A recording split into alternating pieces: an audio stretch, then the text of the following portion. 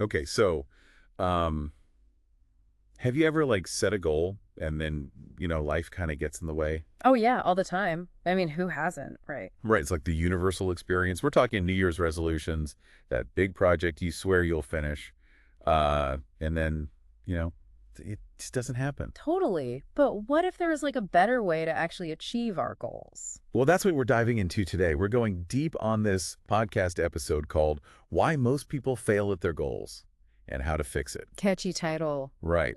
And honestly, it is packed with these really great insights that go way beyond just, trying harder. Yeah, it's not just about willpower. This episode really dives into like the psychology of why we struggle with goals. Yeah. And they get into some super interesting stuff about like how our brains are literally wired to resist change. It's true. But the good news is there are ways to work around that wiring. Okay. So one of the big things they talk about is this whole lack of clear goals thing, which I get, like being specific is important, but sometimes I get so caught up in making my goals super detailed that I never even start. Oh my gosh, I do that too. It's like analysis paralysis. Exactly. So how do we find that balance between being specific but not getting bogged down in the details? Well, this episode talks about this idea called implementation intentions, and it's seriously a game changer. It's like this. Instead of just saying, I'm going to work out more, you actually plan for those moments when obstacles pop up. So give me an example, like how would that work in real life? Okay, so let's say your goal is to go for a run every morning.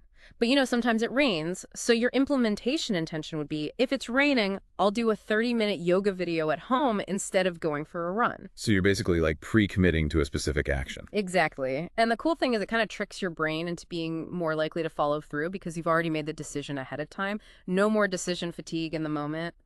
Wow, that is really interesting. So it's like taking the thinking out of it. Right. And it also helps with another big goal killer, fear of failure. Because you have a backup plan, you're less likely to get discouraged if things don't go perfectly. Well, speaking of fear, that is like my biggest weakness. I get so scared of messing up Hmm. that I just end up doing nothing at all. This whole idea of failure as data sounds good in theory, but how do you actually use setbacks to improve? Okay, so imagine a scientist running an experiment. They don't expect every single trial to be a success, right? Each failure actually gives them valuable data to adjust their hypothesis and try again. And it's the same with goals. So you're saying that instead of beating myself up over a missed deadline, I should actually analyze why it happened. Exactly. Ask yourself, was your timeline unrealistic? Did you underestimate a certain task? Were there unforeseen obstacles? So, Use that information to refine your approach next time. okay. I can see how that mindset shift to be really helpful. But what about the dreaded C word, consistency? I mean, some days motivation just takes a holiday, Yeah, you know. totally. But here's the thing. The source makes a really important distinction between motivation and discipline. Motivation is fleeting. It comes and goes like the weather. Discipline, on the other hand, is like a muscle. The more you use it, the stronger it gets. So even small actions can help build that discipline muscle. Absolutely. Even if you only have 10 minutes to work out instead of an hour, showing up consistently is what matters. And actually, the podcast mentions this cool technique called temptation bundling to make those small actions more appealing. Temptation bundling. That sounds intriguing. It's basically pairing something you enjoy with a task you're less excited about. So, for example, you could listen to your favorite podcast while you're cleaning the house. I love that idea. It's like a reward system for your brain. Okay, so we've tackled clarity, action plans, fear, and consistency. But let's be honest. Distractions and procrastination are the real villains in the goal-setting world. Ugh, tell me about it. This episode had a tip about time boxing that really resonated with me. It's basically scheduling specific blocks of time for certain tasks. Oh yeah, I've heard of that. Like instead of just saying, I'll work on this project for a few hours, Yeah. you actually block out time on your calendar. Right. So you might say from 10 a.m. to 11 a.m., I'm writing that blog post no matter what. And the key is to stick to it, even if you don't feel like it in the moment. Easier said than done sometimes, though, Yeah. especially when those distractions keep creeping in. Do you have any personal strategies for staying focused? Definitely. I love the Pomodoro technique. Have you heard of that one? I think so. Is that the one where you work for like 25 minutes and then take a break? Yes, exactly. It helps me break down big tasks into manageable chunks, and the regular breaks prevent me from getting burned out. Okay, that makes sense. So we've covered a lot of ground here. We've talked about the science behind why we fail, how to set those SMART goals, and even some ninja-level productivity hacks. But there's one more thing I wanted to touch on. This whole accountability partner thing. I get the idea in theory, but how do you actually find someone who's helpful and not just another distraction? That's a great question.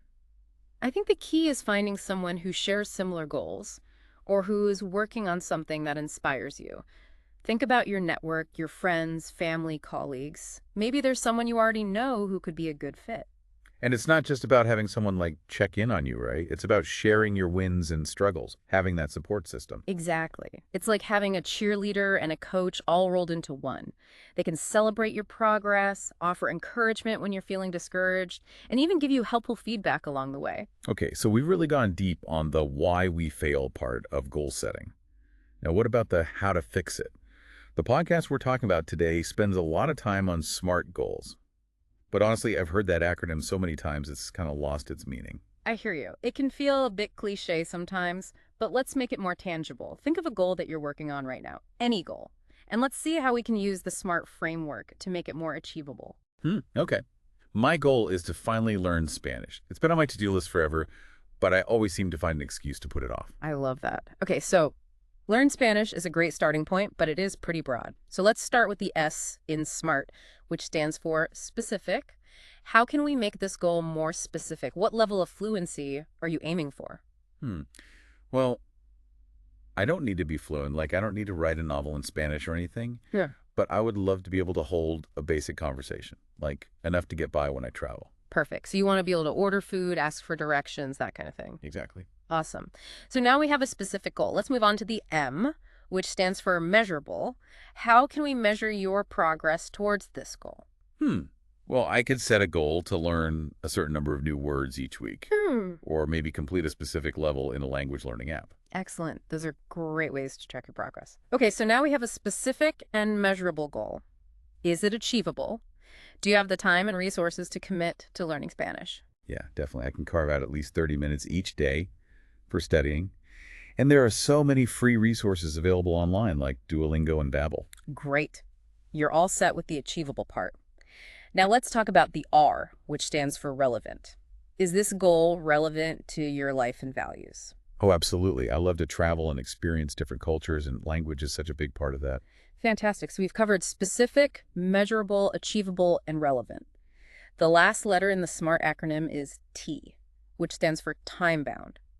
So let's set a deadline for your goal. When do you want to be able to have that basic conversation in Spanish? Well, I have a trip planned to Spain in 6 months, so let's aim for that. Perfect. So you've officially transformed a vague aspiration into a SMART goal. I will be able to hold a basic conversation in Spanish by date 6 months from now. Wow, I love how just by asking those 5 questions, it feels so much more doable. Right. SMART goals really work. Okay, so to recap what we've learned today, we talked about the science behind why we so often fail to achieve our goals. We broke down how to set SMART goals. And we even learned some super clever strategies for staying motivated and focused. And don't forget the importance of taking action. Don't wait for the perfect moment or the perfect plan. Just start small and keep building from there. Yes, action is key. And we want to hear from you. What is one goal that you're feeling inspired to tackle differently after listening to this deep dive? Share in the comments below, and let's create a community of support and accountability. And to leave you with a thought-provoking question, if you could guarantee success on just one goal, which goal would it be and why? Sometimes that answer reveals what truly matters most to us.